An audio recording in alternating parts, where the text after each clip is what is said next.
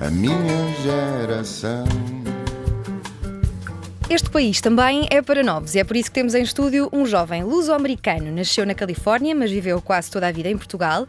Fez a licenciatura, o mestrado e o doutoramento no Técnico, em Lisboa.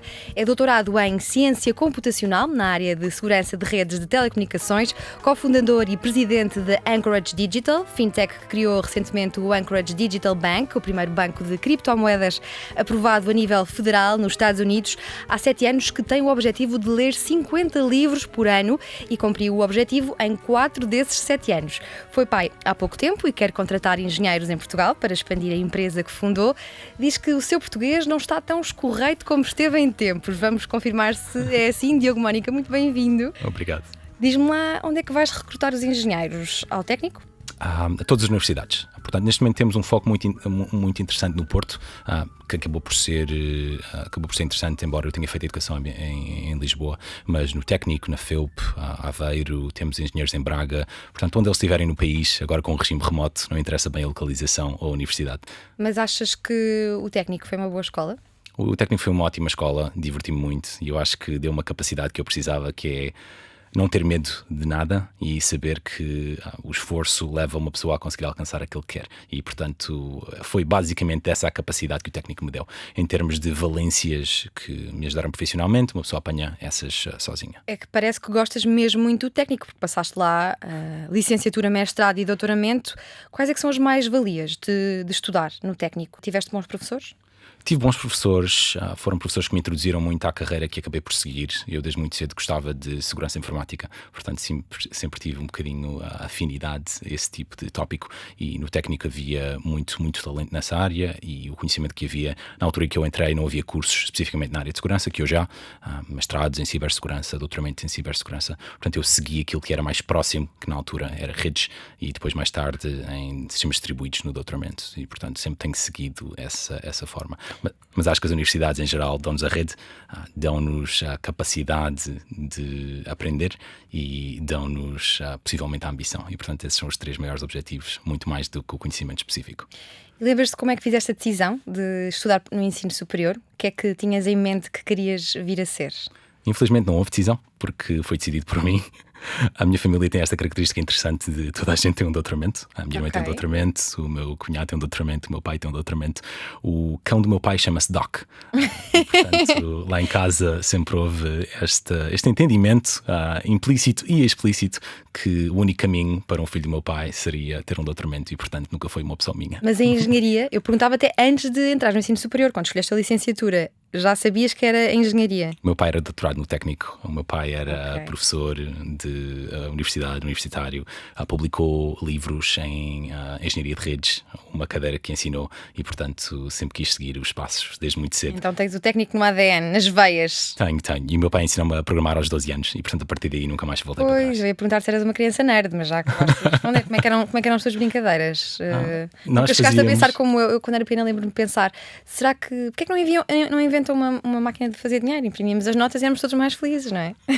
Pois, infelizmente estão a tentar nos Estados Unidos. 80% dos dólares todos impressos, 70% a 80% foram impressos nos últimos 2 anos. Portanto, demorou-nos quase 300 anos a imprimir 4 trilhões de dólares, e agora estamos a brincar com a máquina de impressão. Portanto, isto está a acontecer à frente dos nossos olhos.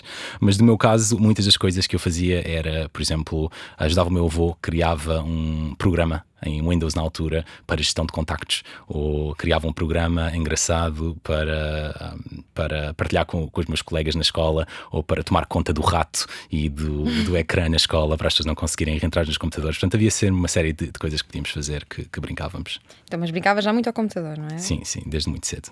Olha, eu acho que este programa pode interessar muito aos entusiastas da criptomoeda, mas eu gostava que os não entusiastas e os que percebem pouco, como eu, não fossem excluídos, por isso vamos tentar fazer alguma pedagogia. O que é a criptomoeda? A criptomoeda faz parte dos criptoativos em geral, e a base da criptomoeda é o seguinte: em 2008, como todos sabemos, houve uma crise monetária muito grande, e esta crise monetária acabou com os bancos com o governo norte-americano imprimir dinheiro para efetivamente safar os bancos da bancarrota. E, portanto, sempre houve este sentimento de que os bancos são demasiado grandes para falhar e quem perde o dinheiro são sempre as pessoas e é o retalho, não são as instituições. Portanto, surgiu um fenómeno chamado Bitcoin, que era uma moeda digital baseada em criptografia. A criptografia tem um conceito muito base de chaves privadas e chaves públicas. O conceito high level é uma chave pública posso partilhar com toda a gente, uma chave privada eu mantenho como se fosse uma password. E tendo essa password secreta eu consigo provar ao mundo que detenho realmente esta chave pública. E portanto este conceito simples é a base da Bitcoin. E para que é que serve a Bitcoin? Efetivamente serve para termos uma forma pública de toda a gente na internet saber quem é que tem uma certa Bitcoin ou quem é que não tem. E passo a explicar um bocadinho. É efetivamente o equivalente a um registro, um livro, em que registramos todas as transações que acontecem. É como se o MBWay fosse um livro na internet, público, que toda a gente pode consultar, que diz que conta é que tem quanto dinheiro. Mas falo, em vez de utilizando um sistema centralizado ou um sistema governamental, falo de forma distribuída. E o motivo pelo qual isto é importante é porque não há banco, entidade nenhuma de forma centralizada que me consegue alterar o conteúdo da conta bancária. O que não é verdade no mecanismo tradicional. E portanto esta é muito a base da Bitcoin. É um sistema descentralizado de troca de dinheiro, que é registado num livro digital que está público e que toda a gente pode aceder e, portanto, não existe uma forma de se tirar dinheiro a uma pessoa a menos que ela tenha realmente esta componente, a chave privada, esta password que necessita para fazer qualquer transação. E quais é que dirias que são as grandes vantagens da criptomoeda? A maior vantagem é claramente uma característica que nós chamamos em inglês sovereign resistance. E efetivamente o meu português aqui realmente já não está muito correto e já não tenho estas traduções, mas efetivamente a falta de capacidade de um governo ou de um Estado de me vir tirar a mim como cidadão a minha propriedade. Dando um exemplo muito concreto, na Grécia, na última crise, 50% das savings, portanto 50% do dinheiro que as pessoas tinham nas contas foi-lhes retirado, foi-lhes removido. Em África há hiperinflação. Na América do Sul, na Argentina, há hiperinflação. Neste momento na Turquia há hiperinflação. E as pessoas que moram na Turquia não têm a capacidade de tirar da lira para um dinheiro internacional que não esteja sujeito a esse fenómeno. E portanto a Bitcoin tem esta capacidade de não estar sujeita à política do banco central do país em que nós moramos. E, portanto, permite a uma pessoa na Turquia, a uma pessoa na Argentina, efetivamente tirar dinheiro do sistema tradicional e realmente manter o valor, sem que o governo possa ir e, efetivamente, tire os depósitos aos indivíduos. Dentro das criptomoedas, a mais conhecida é a Bitcoin, mas não é a única, pois não, são várias. Exato, quando falamos em criptomoedas, efetivamente falamos uma família de tipos de moedas diferentes. E mais, quando falamos de criptoativos, falamos de uma série de ativos distintos, dos quais as criptomoedas são só uma subcomponente. Recentemente tem sido muito popular esta história dos NFTs, Non-Fungible Tokens. Já lá vamos, sim. Exato, e tem sido muito popular moedas estáveis, stablecoins. Portanto, efetivamente moedas digitais, mas que são 1 para 1 com o dólar ou 1 para 1 com o euro. E, portanto, não tem a volatilidade tradicional das criptomoedas como a Bitcoin e como o Ethereum. Portanto, os criptoativos são um fenómeno, neste momento, com 15 elementos completamente distintos, dos quais esta preservação de valor, o ouro digital que a Bitcoin realmente tomou, ou que tem uma história muito forte, que é a preservação de capital contra a inflação, é só um dos elementos, e a Bitcoin é só uma de muitas criptomoedas. Tu falavas de moedas estáveis e eu pergunto-te se é seguro investir em criptomoedas. Eu acho que investir em criptomoedas é como investir em qualquer outro tipo de ativo. É necessário diversificação. Há risco. Há sempre risco. E não só o risco e a volatilidade faz parte do retorno a longo prazo. Nós sabemos se algo tem um retorno garantido, efetivamente é menos volátil do que algo como uma ação que tem um retorno não garantido e, portanto, pode perder capital, mas a longo prazo tem um crescimento maior. Portanto, faz parte de um portfólio diversificado realmente investir em criptoativos. E em termos de percentagens, estamos a falar de elementos provavelmente pequenos. Depende da idade do investidor. Um investidor que é muito jovem deverá investir muito mais dos seus ativos em elementos voláteis como Bitcoin, Ethereum e criptoativos. Diríamos 5% a 10% do seu portfólio. E pessoas que já estão mais perto da reforma, obviamente, também deviam fazer uma alocação, mas uma alocação mais pequena. E houve um estudo muito recente que acho que demonstrou que Portugal é um dos piores países da Europa em termos de literacia financeira. Eu acho que há aqui uma componente muito importante. Quando as pessoas se afastam dos criptoativos por medo, efetivamente afastam-se da capacidade de gerar valor a longo prazo e o que tem sido, para ser franco, a grande oportunidade de criação de riqueza da nossa geração. Mas quando pensas em criptomoedas e futuro, o que é que vês? As cripto vão disparar até à lua? In Musk we trust? Eu vejo claramente crescimento a longo prazo. É uma tecnologia muito fundamental. Em inglês diz-se we can't put the cat back into the bag, não é? Não podemos pôr o gato de volta dentro da caixinha. Não sei se há um equivalente em português, mas deve haver uma expressão equivalente em português. Não me lembro assim, mas essa analogia é bastante visual. E o que acaba por acontecer é que a tecnologia é muito fundamental e não vamos, com criptoativos, substituir a indústria tradicional financeira. Não é esse o objetivo. O objetivo, para ser franco, é trazer competição. Há demasiados anos que a indústria financeira portuguesa e mundial não tem tido competição. E os criptoativos estão a trazer competição à indústria financeira. Porquê é que isso é bom? Porque competição traz melhores produtos para todos nós. E é isso que está a acontecer neste momento. Tem de se falar de Elon Musk quando se fala de cripto. Como é que olhas para esta figura excêntrica e planetária? Com muito interesse, porque realmente acho que é uma pessoa que realmente diz o que pensa diretamente, e acho que todos nós temos uma parte que gostavam de ter a capacidade de o fazer, dizer exatamente, sem papas na língua, sem filtro, tudo o que pensam no Twitter e realmente conseguir safarem-se com esse tipo de atitude. E o Lambo, quando é que se atinge a lua? Isto é só memes da cultura das cripto, não é? Cripto em si e dinheiro em si é uma meme. O dinheiro é uma meme partilhada. É isto que é. Portanto, o facto de termos acordado em euros e nos Estados Unidos terem acordado que o dólar é dinheiro é uma meme. É exatamente o mesmo tipo de conceito. E, portanto, a Bitcoin é uma meme como o euro é uma meme. E é exatamente o mesmo tipo de meme. Exceto que no euro o que nós confiamos é o ECB, portanto, os governos centrais, e uma capacidade abstrata de haver um exército e uma força militar por trás da validação dos criptoativos. E no caso da Bitcoin é matemática e ciência computacional que está realmente por trás da segurança. Mas são ambos um meme exatamente ao mesmo nível. Ainda antes de fecharmos o capítulo Musk, o que é que nos podes dizer sobre a Dogecoin?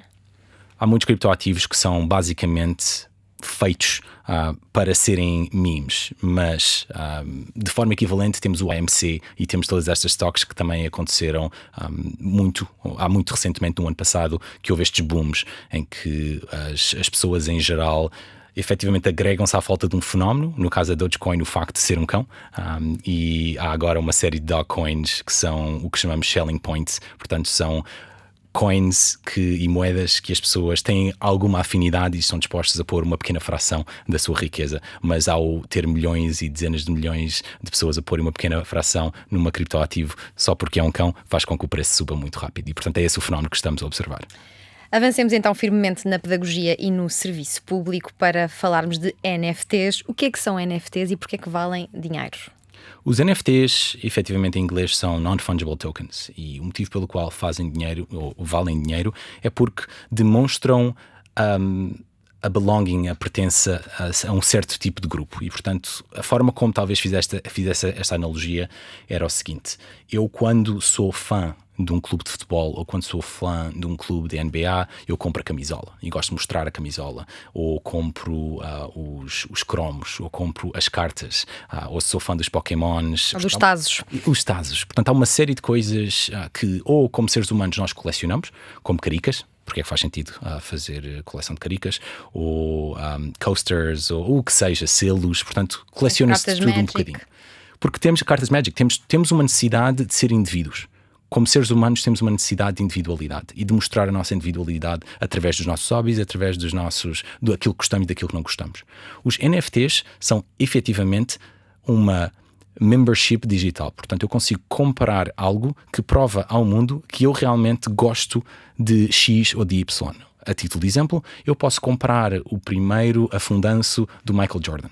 E, portanto, ao mundo estou a dizer que sou fã da NBA, sou fã do Michael Jordan, o suficiente para realmente ter os direitos, que não são direitos ao vídeo, são efetivamente o equivalente a um autógrafo digital do primeiro afundanço do Michael Jordan. Portanto, é assim que temos de olhar para NFTs, é efetivamente membership, ownership digital, de algo que eu quero falar ao mundo a qual pertenço. Qual é que é o potencial que têm no mundo da propriedade intelectual, os NFTs? Um potencial muito grande, porque nunca antes tivemos a capacidade de trocar qualquer tipo de asset digital. Portanto, pensando num jogo, há jogos muito populares em que eu posso comprar uma arma nova, ou posso comprar um tipo de figura diferente ou uma roupa diferente. Tudo isso sempre foi muito isolado em jogos diferentes e na intellectual property de empresas diferentes.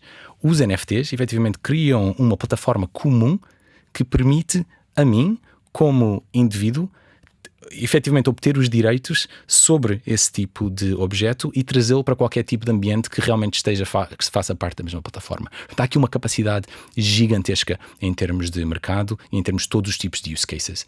Neste momento há use cases à volta de, por exemplo, música.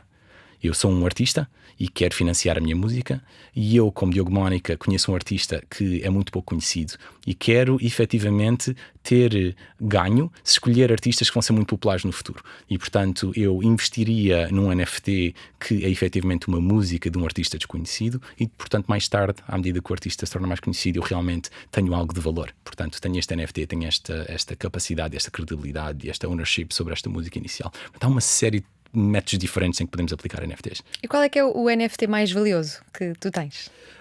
Eu, pessoalmente, é difícil saber quais são os preços porque mudam muito rapidamente, mas os mais valiosos em geral e que os nossos clientes na Anchorage têm são provavelmente CryptoPunks, que são um dos fundamentais, um dos NFTs que começou há coisa de 4 ou 5 anos esta categoria e que definiu esta categoria são os CryptoPunks. Portanto, há muito poucos que foram estes. O que são CryptoPunks? São efetivamente umas imagens engraçadas, avatares engraçados, que as pessoas usam como avatares no Twitter, mas significam efetivamente o início do movimento, e porque isso efetivamente significa o início do movimento e há muito poucos, têm raridade, e como são raros o preço aumentou muito, e estamos a falar, não há neste momento, acredito que não há um CryptoPunk a menos de $1 milhão.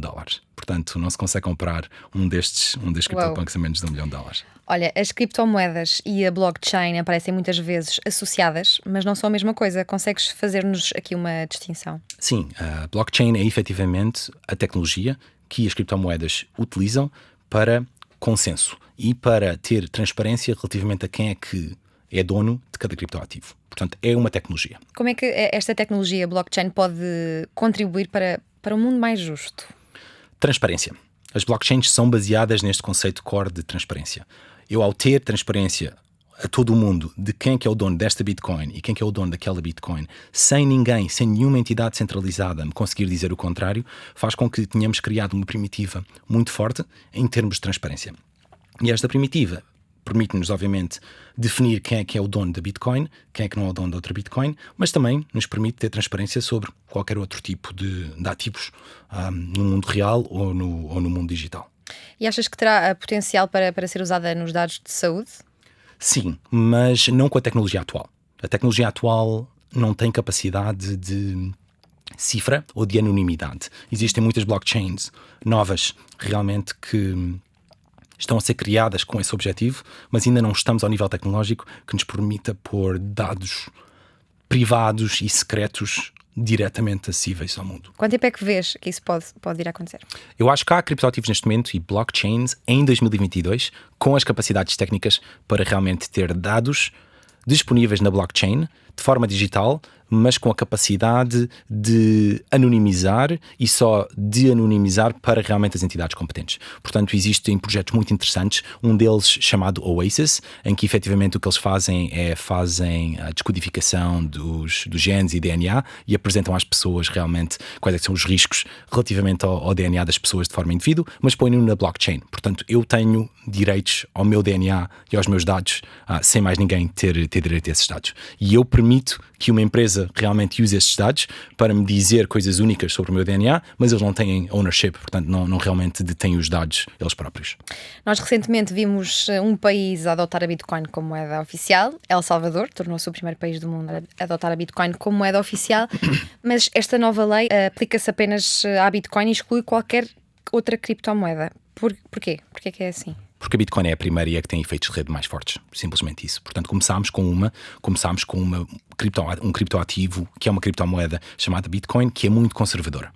Todas estes novas criptoativos e criptomoedas que têm blockchains diferentes são focados em objetivos diferentes. Ethereum, por exemplo, é um computador da internet. Tem smart contracts, portanto contratos digitais, que me permitem a mim fazer qualquer coisa, incluindo muitos dos NFTs são feitos sobre a plataforma Ethereum. A Bitcoin é uma blockchain e um criptoativo muito mais conservador, que tem como objetivo a preservação de capital. E por ser o mais conservador e por ser o mais antigo, também é o que tem mais suporte e que tem mais efeitos de rede e, portanto, é o primeiro a ser adotado. E qual é que achas que é o próximo país com potencial para adotar a Bitcoin como moeda oficial? Não sei se diria que tenho uma previsão específica, Portugal? Mas Portugal era ótimo. Portugal era ótimo. Eu acho que qualquer país que realmente esteja a ver que o futuro aí vem e que não tenha controle sobre a sua própria moeda é um país que é um candidato muito forte. Porque efetivamente o mundo corre sobre o dólar. E o dólar é a moeda de reserva. E portanto um país como El Salvador quer efetivamente tirar o dólar como a única moeda que tem de reserva e ter efetivamente capacidades internas de ter um valor, um asset que não está a ser diluído, que não está a ser inflacionado pela política federal norte-americana. E, portanto, qualquer outro país pequenino, qualquer outro país que tenha essa dependência do dólar é mais um país que tem uma razão muito forte para adotar a Bitcoin. A empresa Anchorage é mais virada para empresas, não é? Ajuda bancos a entrar no mercado das criptos, não as pessoas. Só trabalhamos com instituições. Portanto, não é só os bancos como instituições, é qualquer instituição. Por exemplo, a Visa é um cliente da Anchorage. Temos o governo norte-americano como clientes da Anchorage. Temos bancos, temos fundos de investimento. Nós não trabalhamos diretamente com o retalho. O que fazemos, no entanto, é fazemos o que se chama o B2B2C. Portanto, ajudamos empresas a oferecer ao consumidor final serviços criptoativos. Anchorage Digital, no geral, é uma plataforma regulada com os serviços e a infraestrutura que permitem a qualquer empresa criar produtos em criptoativos. Portanto, é muito essa a missão da empresa. É fazer com que os criptoativos realmente encontrem um lugar ao lado dos mecanismos tradicionais e dos mercados tradicionais de relevância. E para ajudarmos os criptoativos a terem relevância, então precisamos que as empresas criem produtos em criptoativos e é isso que estamos aqui para fazer. E que impactos é que a cripto está ou vai ter na banca tradicional e qual é a diferença que vês nesta geração, na forma como lida com a banca e com os investimentos? Tem sido muito interessante que a geração millennial tem uma afinidade muito grande a criptoativos e ao mesmo tempo tem uma suspeita muito grande de qualquer marca tradicional, inclusivamente dos próprios bancos e dos próprios governos. E portanto isto aqui é uma combinação explosiva. Neste momento temos nos Estados Unidos os baby boomers com quase 7 trilhões de dólares que vão ser herdados durante os próximos 10 anos pelos millennials e os millennials com uma afinidade muito grande a criptoativos. E portanto eu acho que está aqui tudo posicionado para os criptoativos realmente terem um boom muito grande em termos de utilização. O que significa para os bancos e o que significa para as empresas é efetivamente competição. Finalmente há competição. E há realmente serviços e produtos que estão a ser criados no mundo de criptoativos que os bancos nunca ofereceram e que nunca estiveram dispostos a despender o tempo suficiente para o oferecer e agora vão ter de o fazer, senão vão perder clientes. Achas que um futuro sem bancos centrais é um futuro melhor? Não acredito que esse futuro exista. Eu acho que vai ser aqui um espectro. Portanto, acho que um futuro sem moedas que estão fora das mãos dos governos centrais é um futuro pior. E, portanto, o futuro atual, em que temos a capacidade de escolher como consumidores onde é que depositamos os nossos ativos e onde é que depositamos os nossos valores, esse claramente um mundo com escolha de ativos diferentes e transparência é um mundo melhor. Tu falas muito num futuro descentralizado. Em que é que isso pode, na prática, pode traduzir-se em vantagens para quem nos está a ouvir ou a ver? Quando temos uma entidade descentralizada, temos incentivos diferentes. E, portanto, a descentralização tem de vir com um alinhamento de incentivos. De quem é que é dono da rede? E se os donos da rede forem os utilizadores, temos efetivamente uma cooperativa. E, portanto, temos incentivos para melhorar a vida e para fornecer serviços e enriquecer os donos da rede. E é isto que tem acontecido com criptoativos e é por isso que tem tido muito sucesso. Porque nós, como consumidores, podemos participar num protocolo muito cedo e, efetivamente, ganhar com isso. Um exemplo muito específico. Imaginemos que o Facebook, em vez de ter sido uma empresa centralizada com um CEO e com ações que só foram compradas e investidas pelos investidores da banca tradicionais ou as pessoas que tiveram a sorte de poder trabalhar no Facebook muito cedo, em vez deste modelo e termos uma empresa com centenas de milhares de milhões de capitalização que enriqueceu muita gente, poderíamos ter uma rede social que era descentralizada, que tinha o mesmo tipo de funcionalidade, mas era detida pelos utilizadores. E os utilizadores iniciais eram mais recompensados por efetivamente participarem na rede muito cedo e por fazer com que a rede fosse um sucesso. Esse mundo tinha enriquecido muito mais pessoas, muito mais indivíduos, do que o mundo em que o Facebook é uma entidade centralizada. E, portanto, é um exemplo perfeito do que é que vai trazer. É uma opção. Há realmente estes DAOs, Decentralized Autonomous Organizations, que são organizações descentralizadas que têm capacidade de ter contas bancárias, dinheiro, fundos e alocar esses fundos. E temos visto isso muito na internet. Precisávamos desta capacidade de ter uma comunidade digital, que tínhamos antes, mas uma comunidade digital com uma conta bancária. Pondo agora um pioné em Portugal, de que modo é que Portugal pode aproveitar a criptomoeda para sair de décadas de estagnação? Está a acontecer neste momento. Há dezenas de outros CEOs que se têm mudado para Portugal por muitas razões, mas uma das grandes razões... É por isso que as rendas aumentaram, já percebi. Sim, também isso tem sido um motivo, mas quanto mais gente a pagar impostos e quanto mais gente a criar e aumentar o PIB nacional, melhor, porque vai realmente permitir a toda a gente ter mais negócio em Portugal e efetivamente crescer. O crescimento é um dos grandes focos e devia ser um dos grandes focos de Portugal, e o crescimento aumenta quando há melhores empregos mais bem pagos e quando há realmente criação de valor no país. E o que tem acontecido é que os criptoativos, o facto de não haver taxas neste momento para criptoativos em Portugal, tem efetivamente feito uma campanha muito grande em termos de Portugal como o Crypto Destination, a destinação dos criptoativos. E tenho visto muitos exemplos disso. Já em novembro do ano passado houve 5 conferências no período de um mês só sobre criptoativos.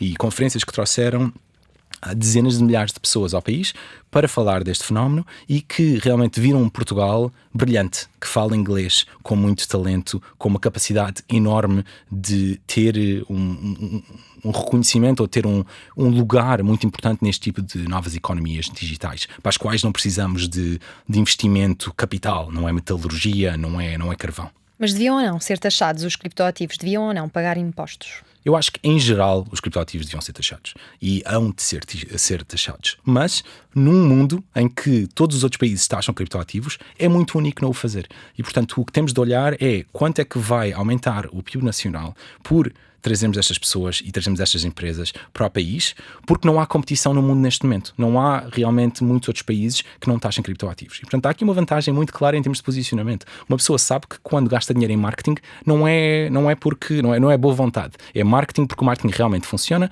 e o marketing vai trazer mais volume de negócios. E uma das maneiras de trazer mais volume de negócios para Portugal e para o PIB nacional em termos de crescimento é realmente continuar com esta campanha de somos muito, muito friendly para as pessoas e para os entrepreneurs de criptoativos.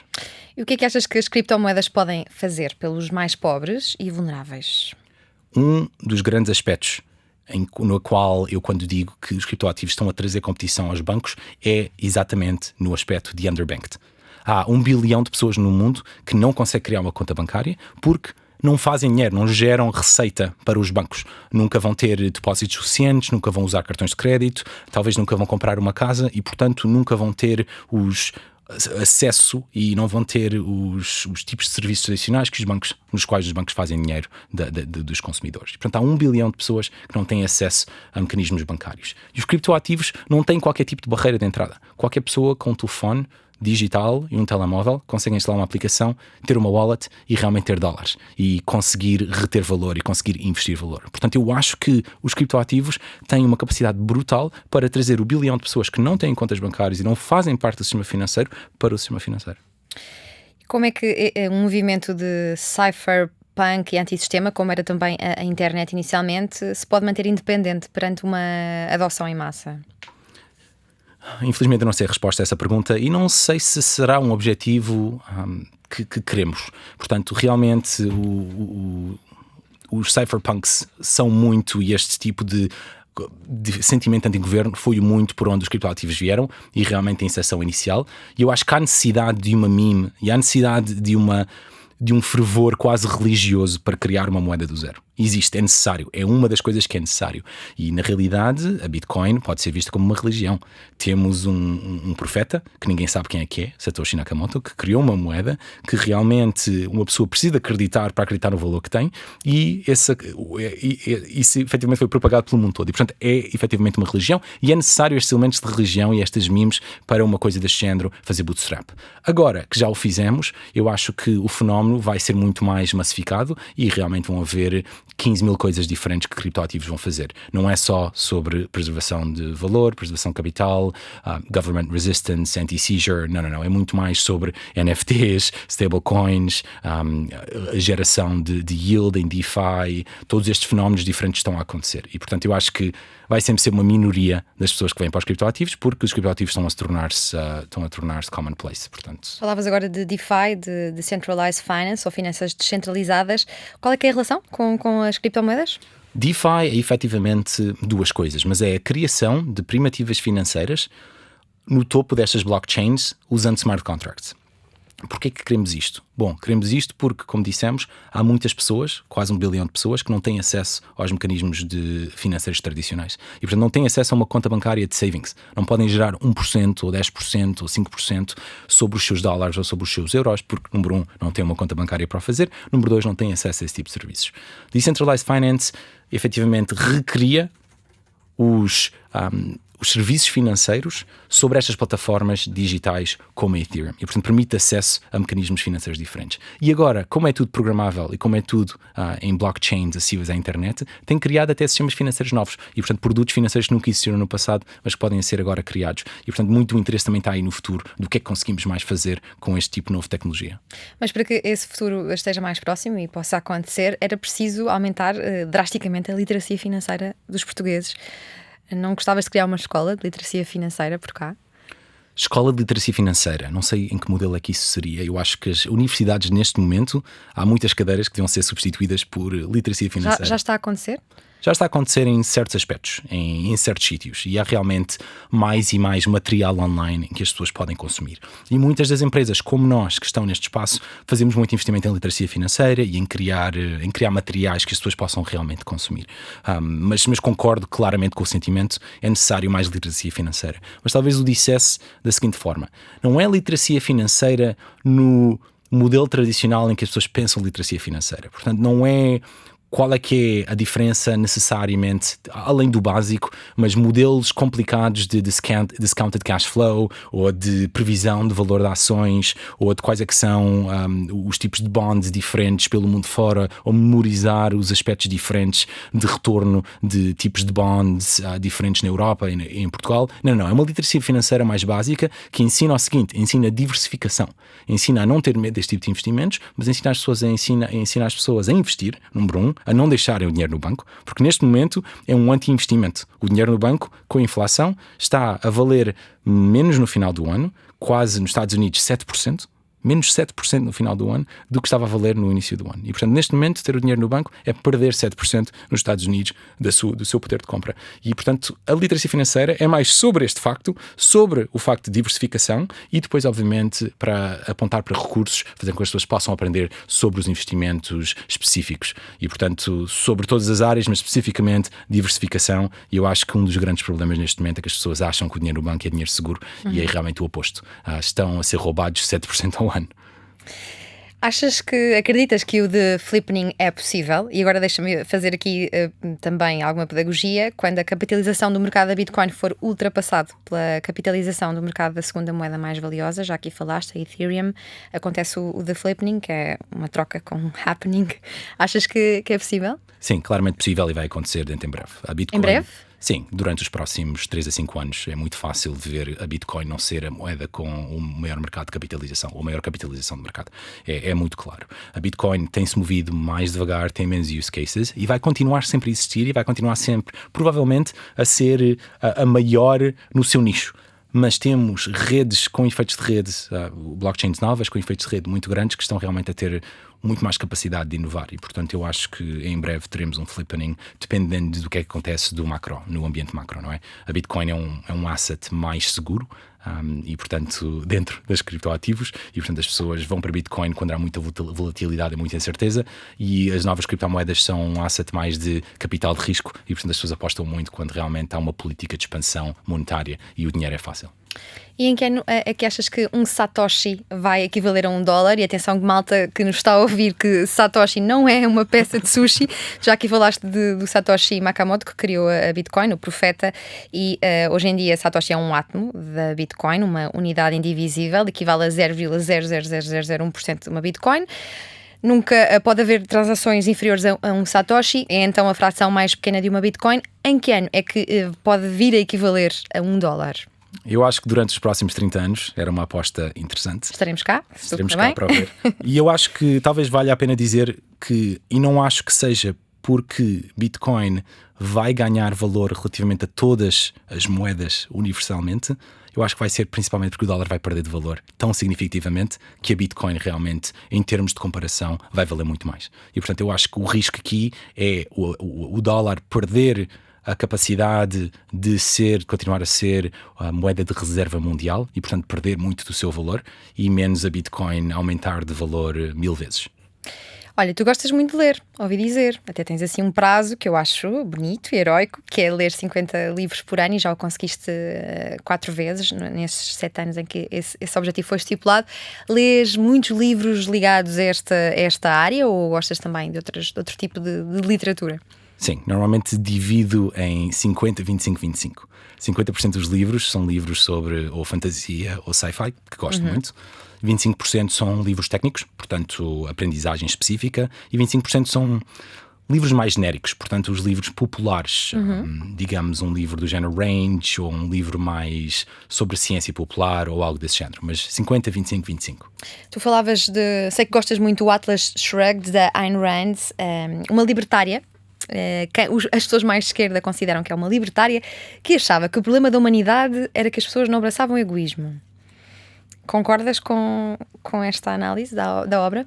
Eu não sei se concordo com a análise. Eu acho que o que é interessante sobre o Atlas Shrugged é que estamos a viver nos Estados Unidos efetivamente o mesmo tipo de retórica que foi descrita no Atlas Shrugged. Portanto, temos pessoas, temos inflação, temos efetivamente uma esquerda muito forte a acusar os problemas da inflação em empresas que estão a aumentar os preços e realmente enriquecer-se por si. E, portanto, temos um anticapitalismo extremo e eu acho que isso é muito interessante. E, portanto, este livro reli-o recentemente, já o tinha lido, mas reli-o recentemente porque acho que há tantas equiparações e comparações sobre a realidade atual, que eu acho que é um bocadinho... no outro dia fiz um tweet, Who was John Galt, em resposta a uma política norte-americana ou uma política norte-americana que realmente faz assim uns comentários no Twitter que são de ir às lágrimas. Sim, mas normalmente as pessoas mais de esquerda dizem que as pessoas que gostam deste livro são ou libertários ou anarcocapitalistas. Consideras-te um anarcocapitalista ou um libertário? Nem um nem outro. Eu acho que realmente não nos podemos definir pelos livros que lemos e eu leio muitos livros sobre os quais não concordo nada e eu acho que a minha visão do mundo é uma visão muito mais científica, que é, tenho hipóteses e estou a tentar não validar as minhas hipóteses lendo livros que concordam com o que eu acredito, mas tentar ler o mais possível sobre argumentos contrários para tentar fazer com que a minha hipótese melhore ou que realmente tenha uma hipótese que seja melhor e que descreva melhor o mundo. E portanto tenho este muito sentido científico, portanto leio muitos livros no edge do meu conhecimento. E como é que tu te divides entre Portugal e os Estados Unidos? Eu moro nos Estados Unidos. Moro nos Estados Unidos. Então não votas cá? Não voto cá, não. O voto é enviado por correio. Okay. E, portanto, tenho os ballots a serem enviados. Por acaso chegou há uns dias nos Estados Unidos. Portanto, tenho de ir preencher. Eu moro nos Estados Unidos a maior parte do ano. Foi lá que a empresa foi criada. A empresa foi criada na minha sala de estar em São Francisco. Neste momento moro em Seattle. Portanto, desde novembro de 2019, o Covid teve um impacto muito grande na cidade de São Francisco. A cidade de São Francisco neste momento não é um sítio bom para viver, com os problemas de homelessness e problemas sociais que só vieram a ser exacerbados pelo Covid e pelo facto de estarem as pessoas em quarentena e portanto as pessoas que continuam na rua e que ficam na rua não são as pessoas tradicionais. Portanto, saí de São Francisco, fui para Seattle, passo cá sempre a parte de o Natal, as férias. Sei que te apanhámos cá, não é? E por isso é que me apanharam cá e venho sempre ver os amigos e tenho uma afinidade muito grande a Portugal. Criei cá um escritório. No Porto? Cá 30 pessoas, portanto estou a apostar muito em 2022 e o próximo ano em crescimento. Gostava imenso de crescer mais 100 pessoas em Portugal. Era esse o stretch goal para mim ter em Portugal, porque realmente sei o talento que cá está. E que tipo de pessoas procuras para a tua empresa? Principalmente está a ouvir pessoas e gosta desta área. Sim, produto, design, engenharia, mas realmente a melhor forma de verem todos os tipos de cargos que estão abertos é anchorage.com/careers e realmente há uma listagem de tudo com as designações do que é que está a ser contratado em Portugal. E se continuas a acompanhar o que se passa em Portugal, sabes que há um partido relativamente recente que é muito apologista da Bitcoin e da criptomoeda, que é a Iniciativa Liberal. Sim. Simpatizas com o partido? Simpatizo Vais votar neles? Simpatizo com o partido e acho que há muitas políticas que fazem sentido. Mas não sei se vou votar neles. Sim, Portanto, não decidiste. Estou decidido. Ok. Olha, o que é que tens a dizer às pessoas que acham que o Bitcoin é terrível? A Bitcoin é terrível para a humanidade. E há muitas pessoas que pensam assim. Eu lembro-me, por exemplo, do Atif Mian, que é um economista paquistanês-americano, é professor de economia em Princeton e ele é uma das pessoas que defende que gasta energia para fins não produtivos, baseia-se numa ideia de que se tem de tirar o poder ao Estado de inflacionar, aparecendo numa altura em que os bancos centrais dos países desenvolvidos mantiveram a inflação baixa e controlada durante décadas. Diz que parte de uma concepção potencialmente errada do que estabelece o valor de uma moeda. Eu podia continuar, são aqui mais alguns, mas se quiser já responder a estes, acho que até podíamos começar pela energia. Tu gostas de quebrar mitos, não é? Gosto de quebrar mitos. As únicas pessoas que acreditam que a Bitcoin gasta energia de forma não útil são pessoas que não veem utilidade na Bitcoin. Portanto, há aqui um elemento circular. Deixa-me dar um exemplo. A internet gasta muito mais energia que a Bitcoin. No entanto, não vejo ninguém a queixar-se que a internet gasta energia. Mas há quem diga que a Bitcoin gasta mais do que alguns países. Energia. É verdade, e a internet também. E, portanto, há aqui uma falsa equivalência, que é, se eu acreditar que a Bitcoin tem zero de utilidade, mesmo que só gastasse $1 por ano em energia, não era $1 bem gasto. E, portanto, estamos realmente numa situação em que a definição em que se entra na discussão já efetivamente no teu argumento. Não há argumento nenhum que me permita justificar a uma pessoa que não acredita em Bitcoin que há algum tipo de energia que seja útil para realmente o fazer backing. E, portanto, há aqui uma falsa equivalência e uma falta de comparação e é uma forma básica. Aquilo que as pessoas não veem é que a energia é utilizada para a segurança da rede e que dentro do modelo de Bitcoin, porque foi adotada o modelo em que não podemos confiar nos governos do ponto de vista da Bitcoin, é essa a inserção, então precisamos de usar algo neutro. E o que é neutro? Bom, o dinheiro e a energia. E, portanto, usamos um mecanismo chamado mining e especificamente hashing, para ter a certeza que há um voto igual para toda a gente que tem energia. Portanto, é uma questão de energia e uma questão de hashing power e não uma questão de votos que a Bitcoin utiliza. Portanto, a energia está a ser gasta e o dinheiro está a ser gasto para a segurança da Bitcoin, que é muito importante no conceito. Se uma pessoa não concorda com o conceito, então até $1 seria demasiado. Os não entusiastas das criptomoedas também consideram que são usadas para crimes dos mais hediondos, como o tráfico de seres humanos. Não O que é nos verdade. podes dizer sobre isto? Não é verdade. Os crimes acontecem todos em dólares e em euros. Ponto final, parágrafo. Nada mais a acrescentar. A quem defende isto Tem estoicamente. diminuído. Não tem diminuído. Também é uma muito fácil. E as pessoas confundem o facto de... Efetivamente têm esta noção o facto de as criptoativos serem... As pessoas têm esta visão que são anónimas. Mas na realidade os criptoativos não são anónimos. A Bitcoin é pseudónima. A Bitcoin é o pior ativo que um traficante de droga poderia alguma vez utilizar, porque está registado na blockchain cada transação que é efetuada. E na realidade temos visto ransomware a utilizar criptoativos, sim, mas não porque são particularmente bons para fraude, mas porque são mais fáceis em termos de mecanismos de pagamento do que os modelos tradicionais e as moedas tradicionais. Efetivamente o que acaba por acontecer é o seguinte: se criarmos uma tecnologia que é melhor, por exemplo, um chat melhor ou um mecanismo de pagamento melhor, por exemplo, um MBWay, por definição mais criminosos também vão utilizar, porque é mais útil para toda a gente e é mais fácil para toda a gente. Portanto, também aí há um conflito muito interessante e há aqui as pessoas que são críticas ignoram o facto da base rate e o facto de a percentagem de criminalidade que está a acontecer em criptoativos ser completamente marginal, e eu diria que as pessoas deviam olhar para realmente onde está a acontecer, que é no euro e no dólar. Voltando aqui ao anarcocapitalismo, quem tem preconceito em relação às criptomoedas considera que politicamente assenta em ideias anarcocapitalistas, de que o Estado é sempre mau e que pretendem destruir os poderes no Estado. Achas que a criptomoeda é incompatível com a ideia de Estado social? Não. Eu acho que o grande objetivo é haver escolha. Se uma pessoa não concorda com criptoativos, não invistam em criptoativos. Mas este sentimento de que, porque não concordam com criptoativos, eles não deviam existir, é obviamente uma ideia parva. E este argumento, o que é que dizes? Não provou satisfazer nenhuma das definições de moeda, o valor é extremamente instável, significa que não dá garantias de reserva de valor, não é usada como meio de troca, nem como unidade de valor. Tu já deste uma entrevista recentemente a dizer que vai estabilizar com o tempo, não é? Não, efetivamente o que descreveste aí foi o ouro. Exatamente as mesmas características da Bitcoin.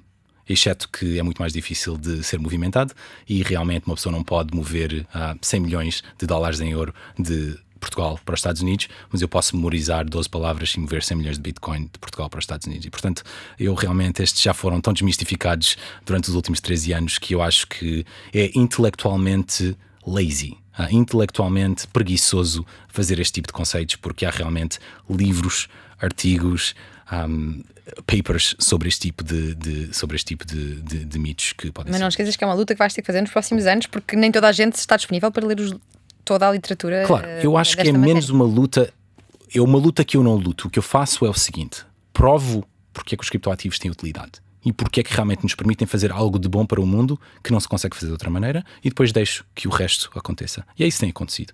E vejamos, a verdade é que há centenas de milhões de pessoas no mundo que vão usar criptoativos.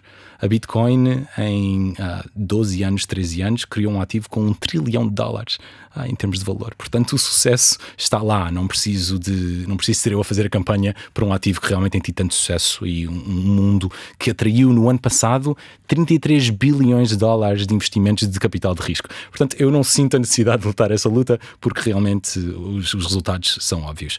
Acho que o que dou como conselho é aquilo que dou a mim mesmo, que é a minha atitude na vida. Quando eu tenho uma hipótese, procuro a informação que me nega a hipótese. É a forma como a ciência avança para a frente. Não procuro simplesmente opiniões que concordam com a minha. E, portanto, na maior parte das vezes, quando eu falo com uma pessoa que é cética a um destes tópicos, tem um modelo mental que não é um modelo mental, que eu acho que é o mais aceitável em termos de progredir. A propósito disso mesmo, uma pergunta que todos queremos saber e que não quer calar: as criptomoedas já estão a operar com sede na Europa, ou a pensar nisso, pelo menos, para quem estiver a pensar em abrir uma conta? Sim, nós servimos realmente pessoas na Europa e temos clientes na Europa. E podemos servir clientes da Europa do nosso Banco Federal norte-americano. E a Anchorage Digital é única no sentido em que, quando as pessoas dizem que os criptoativos não são regulamentados, realmente não é verdade. Nós temos um banco. É um banco federal. É um banco federal como a JP Morgan Chase, ou a Bank of America, ou a Goldman Sachs. Temos realmente um registro federal, e são exatamente os mesmos tipos de regimes que nós temos de fazer MiT em termos de compliance e em termos de regulamentação. E nós podemos servir clientes europeus, e temos clientes na América do Sul, e temos clientes na Ásia, das nossas empresas nos Estados Unidos. O facto de haver muitas criptomoedas, umas com certas utilidades, funcionalidades, mas algumas foram até criadas por absurdo, achas que isto beneficia a crença e reforça o papel das cripto, ou, por outro lado, pode gerar alguma desconfiança? Eu acho que é as duas coisas. Portanto, há uma in-crowd e uma out-crowd. E nestes fenómenos, infelizmente, cria-se sempre estas guerras religiosas relativamente a quem é que faz parte do nosso grupo e quem é que faz parte do grupo deles, com quotes. E, portanto, eu acho que é típico do comportamento do ser humano. Nós olhamos para os criptoativos e o que estamos a ver é simplesmente o comportamento humano a ser refletido de volta para nós. E, portanto, há aqui muitos elementos que são só de comportamento humano e que fazem parte. Nem são bons nem são maus. Então não seria vantajoso a termos apenas e só a Bitcoin? Não, porque não há inovação que não venha da tentativa de mecanismos novos. Aí também sou muito darwinista no aspecto em que temos de criar algo novo e ver se sobrevive. E é isso que os criptoativos são. E é por isso que precisamos de milhares de criptoativos. Porque nunca tinha existido, e é um bocadinho difícil para mim acreditar que a primeira vez que tentamos fazer alguma coisa acertamos à primeira. E a verdade é que não acertamos. Ou acertámos numa área, mas não acertámos noutras. E, portanto, a inovação que está a acontecer devia ser equiparada ao número de novas empresas que estão a ser criadas. Portanto, devia haver só um banco Não, claramente não devia haver só um banco, deviam haver muitos bancos a tentar inovar de formas diferentes para realmente ser os melhores produtos para os consumidores. E ainda falando das flutuações do valor das moedas digitais, como é que podemos controlar essas flutuações que não estão associadas a um Estado, a um coletivo governamental, como é habitual, não dependem de um banco central para controlar, por exemplo, a inflação? É uma feature, não é um bug. A volatilidade é parte de qualquer ativo. Todos os ativos têm volatilidade. Portanto, porque é que não fazemos a mesma pergunta sobre as ações da EDP? Porque é que não controlamos a volatilidade das ações da EDP? É nonsensical em termos de pergunta, porque é o que é. Se as pessoas não querem ter um asset volátil, então ponham o dinheiro no banco. Mas se realmente querem crescimento a longo prazo, a volatilidade faz parte do potencial de crescimento a longo prazo. Todas as fórmulas que nós temos para gestão de diversificação de risco e diversificação de risco têm a volatilidade como um dos parâmetros que usamos para realmente ver qual é que é o crescimento a longo prazo e qual é que é a drawdown máxima ou quanto é que podemos aceitar no nosso portfólio em termos de volatilidade. Portanto, eu nesse aspecto diria que não só não temos de eliminar a volatilidade, como a volatilidade faz parte da asset class. Dito isto, realmente pessoas que querem as capacidades dos criptoativos, de moeda digital, transparência na blockchain, government seizing and resistance e resistência antigovernamental, têm stablecoins. E stablecoins têm a mesma volatilidade que o euro e que o dólar, que neste momento é muita, mas têm exatamente o mesmo tipo de comportamento e as pessoas podem usar simplesmente stablecoins. Portanto, a mesma carteira que tem Bitcoin tem USDC. Tu dizias-me que uma das coisas que mais aprecias nos Estados Unidos é a ambição. Consideras-te uma pessoa ambiciosa? Sim, claramente uma pessoa ambiciosa. Em Portugal, uma pessoa ambiciosa normalmente não é bem vista. A ambição, quando é apontada a alguém, é quase sempre como se fosse um defeito ou uma falha de caráter. Parece que as pessoas confundem ambição com ganância, que são coisas muito, muito diferentes. O que é para ti a ambição?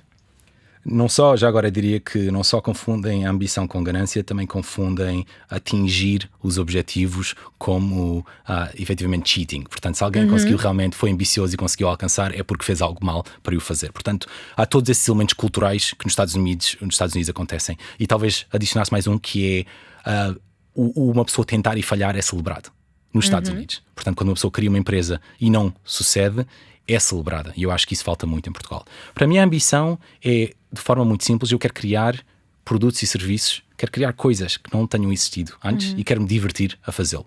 E quero trabalhar com pessoas de quem gosto. É tão simples quanto isso.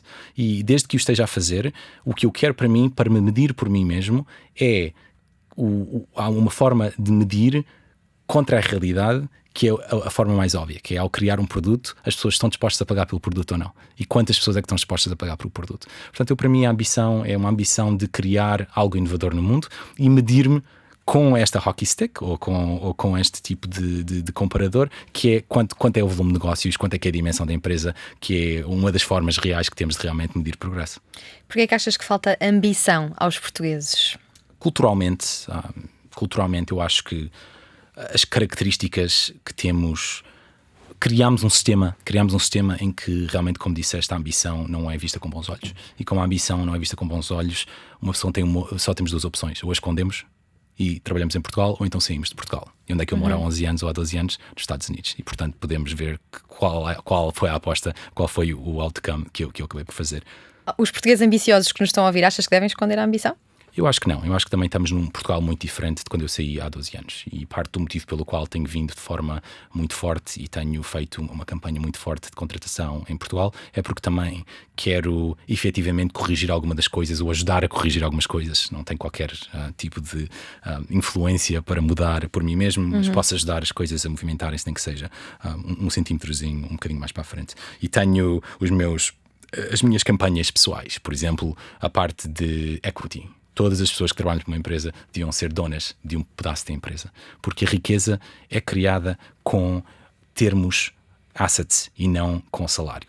Ainda existe muito esta noção de um salário alto, um salário elevado, é a forma como as pessoas ficam ricas, quando nunca ninguém ficou rico por ganhar um salário muito elevado. E obviamente que a definição de rico tem de entrar aqui, mas todos os bilionários neste momento na lista dos tops bilionários tinham assets reais, criaram empresas tecnológicas, tinham oil companies, portanto há toda uma capacidade de fazer dinheiro que vem de realmente não apostar em fazer muito salário, mas ser dona de ter propriedade e trabalhar para equity e não trabalhar para dólares. E portanto esse conceito é um dos conceitos que eu quero trazer para Portugal, que muitos antes de mim o têm feito, mas que eu quero ajudar a passar um bocadinho mais para a frente. A que modelos de investimento é que poderíamos abrir mais os olhos, além das criptomoedas? Imobiliário? O imobiliário em Portugal até diria que é algo muito comum, que é realmente o único asset investível que as pessoas dizem que é efetivamente o que é equiparado ao banco. Vou pôr no banco, vou pôr no imobiliário. Sim. Eu diria que investimento de capital de risco é muito interessante e não está acessível a todas as pessoas. A bolsa? A bolsa também, mas não a bolsa necessariamente nacional, a bolsa internacional. Não conheço muitas pessoas que realmente têm um portfólio diversificado de ETFs que investem no mundo todo, que investem no mercado norte-americano, que investem no mercado asiático, que investem no mercado da América do Sul. Portanto, as pessoas não têm portfólios deste género, não têm uma visão, talvez volte aqui à literacia financeira, mas não têm uma visão que deviam realmente ter um portfólio diversificado de tudo o que é assets no mundo todo, tudo, quantos mais melhor, em vez de realmente se focarem na parte do aumento salarial, do salário ou do investimento. E não quer dizer que imobiliário não seja um bom investimento, mas diversificação e assets mais de crescimento, como stocks norte-americanas, acho que devia passar por qualquer carteira de qualquer pessoa. Se tivesses de escolher algum empresário modelo em Portugal, ocorre-te assim algum nome? Tenho amigos que são CEOs de empresas que são pessoas espetaculares, que realmente tiveram muito sucesso e que são bons humanos. Talvez dissesse o João Barros, que é o CEO de uma empresa chamada Veniam, no Porto, e o Rui, que é o CTO deles. São tecnologistas excelentes e pessoas que realmente provam que a ambição não é ganância e que uma pessoa pode ser o melhor humano que existe e realmente querer saber das pessoas pessoalmente sem ter de sacrificar o seu sucesso pessoal. Por falar em melhores humanos, vais em breve educar um ser humano que aí vem. Também vai ser doutor, o teu pai vai exigir, o avô vai exigir. Provavelmente. Tens ideias para o tipo de educação que lhe queres dar? Sim, tenho. Eu acho que o modelo norte-americano também me abriu um bocadinho os olhos a uma questão interessante que por acaso passa por, a longo prazo, eu também querer voltar a Portugal, que é, culturalmente, os Estados Unidos realmente não são a minha cultura. E há aqui uma componente familiar que é muito diferente nos Estados Unidos do que há em Portugal. E, portanto, tu dizias-me isso, que gostas em Portugal da cultura familiar, mas o que é que isso significa? Significa que talvez fosse pelo contrário. Um exemplo de algo que acontece nos Estados Unidos tradicionalmente e que realmente fala contra este tipo de cultura, que é o facto dos pais realmente terem esta visão do mundo que aos 16 anos, aos 18 anos livram-se dos filhos e que só têm de realmente aguentar até aos 16, até aos 18 anos e já acabou. E portanto eu tenho um sentimento exatamente oposto, que era: moro nos Estados Unidos e gostava de passar o mais tempo possível com a minha família, porque realmente gosto deles, gosto genuinamente e gostava de passar mais tempo com eles, e portanto tenho um sentimento oposto. Também podemos fazer o ponto que nos Estados Unidos o país é muito grande, portanto quando uma pessoa vai para a universidade necessariamente vai para mais longe, portanto as pessoas estão muito mais geograficamente diversificadas e o país é tão grande que é tudo muito mais longe, e em Portugal isso acaba por não acontecer, mas acho que há elementos desses da cultura norte-americana que eu não gosto muito e que quando penso em fazer crescer uma família e talvez adicionar ainda mais filhotes ao filhote atual, que realmente tenho para mim que são aspectos culturais dos quais quero saber. Tu dizias no início desta conversa que não foi uma escolha, que foi uma espécie de obrigação, mas vê-se nos teus olhos que é um tema, que é uma área que te entusiasma, ou seja, parece que acertaste. Como é que a tua família fez isso? Que tipo de conversas tinham contigo em pequeno? Que de livros te deram a ler? Como é que, entre aspas, te manipularam? Porque as crianças são manipuláveis a gostar de certas coisas se a manipulação for bem feita. Certo, eu acho que ambos, tanto o meu pai como a minha mãe, sempre foram personagens muito inspiradoras. Portanto, tanto um como o outro, eu queria ser advogado como a minha mãe e queria ser engenheiro como o meu pai. E eu acho que o meu pai realmente ligou com muito sucesso os jogos à programação. E foi realmente aí o início, muito como se faz hoje em dia, que eu concordo muito com o Minecraft e com jogos desse género, em que as crianças efetivamente constroem mundos, constroem IP, constroem algo que partilham com o mundo. Portanto, entram nestes aspectos de programação de forma muito básica, de forma de programação por blocos, programação por arrastar coisinhas num jogo. E isso aconteceu muito cedo. O meu pai ensinou-me a fazer um jogo, ensinou-me a programar, e a partir daí estas duas capacidades tornaram-se ligadas, tanto que mais tarde realmente realmente eu programava mapas para jogos e programava elementos para ver como é que os jogos funcionavam e tentava programar cheats para tentar ser melhor aos jogos, que não era tão bom. Portanto, todos esses elementos vieram realmente esta ligação entre jogos e programação. E o que é que jogavas além de Minecraft? Eu joguei semi-profissionalmente Enemy Territory, que era um jogo, um FPS, First Person Shooter, portanto com equipa, que éramos 5 contra 5. Também joguei muito StarCraft, joguei muito Diablo, joguei muitos destes jogos que foram instrumentais para a minha educação e muitas noites sem dormir. E vício? Claramente. Hoje ainda jogas? Hoje já não jogo, infelizmente não jogo. Trabalhas muito. E não, de propósito não compro consolas, não instalo jogos porque tenho uma personalidade muito addictive, muito viciante. E porque depois não dá para ler os livros todos a que te propões, não é? Em quantos livros é que vais este ano já? Não, Estamos em janeiro? Estamos em janeiro. Já abriste alguma página? Estás em 3? Em 3. Quais é que já leste? Ou qual é que estás a ler também? Portanto, os que acabei de ler foram o Ray Dalio, The Rise and Fall of Nations, que eu recomendo, que é um livro espetacular. E não é para ler, não lês na Blinklist, pois não? Não. Leio no Kindle. Lês mesmo? No Okay. Kindle. Tenho um Kindle, gosto muito, que é aquilo que vem sempre atrás de mim. Leio no Kindle. Mais livros, tenho lido um livro sobre skepticismo, portanto, The Skeptical Mind, que é efetivamente uma lista de biases, enviesamentos humanos, relativamente à forma como nós vemos o mundo e a forma como os humanos efetivamente cresceram como máquinas bayesianas de ver o mundo e que não é bem a forma como o mundo funciona. E portanto há um livro interessante sobre skepticismo. E depois tenho reli do ano passado para este ano o The Beginning of Infinity, que é um dos livros que, para mim, pessoalmente, me abriu mais os horizontes em termos de visão do mundo, visão do método científico, visão do otimismo. Realmente hoje em dia há muito pessimismo relativamente ao mundo e para onde é que vamos. E eu acho que temos tudo para olhar. Todos os factos apontam para o otimismo e, portanto, é uma visão muito otimista do mundo, de progressão, do conhecimento humano e que a única coisa que nos falta é conhecimimento. E, portanto, é um livro que também recomendo muito, The Beginning of Infinity, do David Deutsch. Olha, e andas com moedas no bolso, dinheiro físico? Não, já não. Nunca. Há quem defenda que daqui a 5 anos já não vai haver dinheiro físico. As transações serão todas feitas digitalmente. Claramente. Acho que é um cenário possível? Eu acho que é um cenário perfeitamente possível, mas o que acaba por acontecer nestas situações é que é muito difícil tirar o último 1%. Mas um dia vamos acordar e 95% ou 99% das transações são transações eletrónicas. E estamos muito perto disso já. E portanto eu acho que vai ser isso e depois eventualmente um dia o dinheiro vai desaparecer, mas ninguém se vai queixar porque já não vai ser parte do nosso dia-a-dia. E o que é que seria necessário para sediares a tua empresa em Portugal, além do escritório no Porto? Eu acho que neste momento um mundo de regime de trabalho remoto, uma sede, é um conceito assim um bocadinho mais virtual do que real. A realidade é que eu quero que a minha equipa, 50% da equipa de produto, engenharia e design, seja em Portugal e 50% seja nos Estados Unidos inteiro. Portanto, em termos de ter número de pessoas que seja equivalente, já é essa a minha ambição, já é esse o meu foco. Em termos de onde é que é realmente a sede, onde é que é inscrita, eu acho que é uma questão mais legal, mais laboral, mais benefícios da empresa, impostos, portanto são questões mais práticas, não são questões filosóficas. E como gestor, presidente de uma empresa, como é que vês as novas alterações no mundo do trabalho, com o teletrabalho, por exemplo, e até com aquela nova ideia que vem surgindo com cada vez mais força de trabalharmos apenas 4 dias por semana? Vês com bons olhos?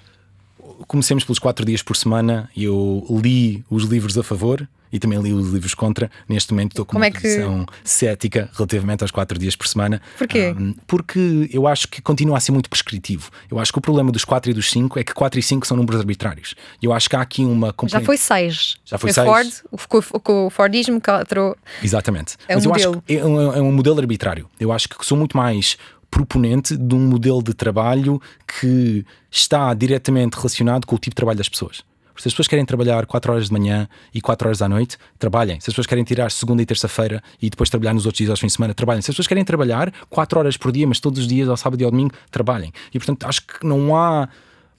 O meu mundo e o mundo de uma empresa a trabalhar em assets digitais, digitalmente, em que toda a gente, obviamente, com o computador consegue trabalhar. Obviamente tem aqui uma capacidade de decisão e uma maneira de fazer as coisas que são diferentes. Um agricultor não se pode dar ao luxo de o fazer, obviamente, mas no modelo de trabalho de remoto de engenharia, não há razão para 4, não há razão para 5, não há razão para 6. Eu acho que tem de ser um modelo que funcione melhor para as pessoas e que funcione melhor para as equipas e para as empresas individuais. Eu acho que vai ser giro as empresas, culturalmente, fazer um bocadinho de tweaking de quais é que são os seus benefícios e de como é que trabalham, e isto realmente vai ser o mercado a ditar qual é que é o melhor modelo, que vai ser o modelo que vai conseguir contratar mais engenheiros. Então as pessoas que trabalham contigo trabalham de acordo com a sua produtividade? É isso? Exatamente, e eu acho que há aqui uma expectativa relativamente aos produtos, serviços e objetivos que temos de alcançar, mas tirando isso, trabalham quando querem. E muitas pessoas têm crianças e têm horários estranhos e porquê das 9 às 5? Não, portanto, isso não faz sentido. É um modelo que vem muito do antigo e, portanto, eu acho que não vamos de 5 para 4 porque lá está, irmos de um número arbitrário para outro número arbitrário não faz sentido nenhum. Devíamos era passar um passo à frente e dizer, não, vamos trabalhar com o que funciona. E vais usufruir da tua licença de paternidade? Vais conseguir desligar-te do trabalho? Desliguei-me do trabalho parcialmente durante 2 semanas. Foi a licença de paternidade que tirei. E a minha mulher é muito compreensiva e temos contratado ajuda, que também é uma coisa que podemos fazer, que nem toda a gente tem capacidade de o fazer, mas isso tem ajudado imenso. Mas 2 semaninhas de paternidade foi espetacular. Tem um pé em Portugal e outro nos Estados Unidos. Quando está fora tem saudades de comer leitão, frango da guia e bacalhau à Brás. Em Portugal gosta da cultura familiar, da história e da orientação para o mar. Nos Estados Unidos gosta dos parques naturais, da ambição, da quantidade de empreendedores e da Amazon Prime, que faz entregas em apenas um dia. Está entre as 100 pessoas mais influentes do mundo da criptografia. Em 2020 foi considerado pela revista Fortune como um dos grandes talentos com menos de 40 anos. Mudou-se para os Estados Unidos para trabalhar como designer de segurança na Square, onde foi um dos primeiros colaboradores. Dentro desta fintech acabou por assumir o cargo de líder da equipa de segurança. Mais tarde, em 2015, passou para a Docker, onde assumiu a mesma posição. Foi nesse ano que participou na Web Summit, em Portugal, como orador. Em 2017 nasce a Anchorage, com sede em São Francisco, mas que conta atualmente com escritórios no Porto, Dakota do Sul e Nova Iorque. Esta fintech já assegura mais de 100 mil milhões de dólares em transações anuais, ou seja, 82,3 mil milhões de euros. Considera que os anos vão tornar a Bitcoin menos volátil e nós agradecemos ao Diogo Mónica pela pedagogia da última hora na Antena 3 e na RTP3. O que vamos fazer?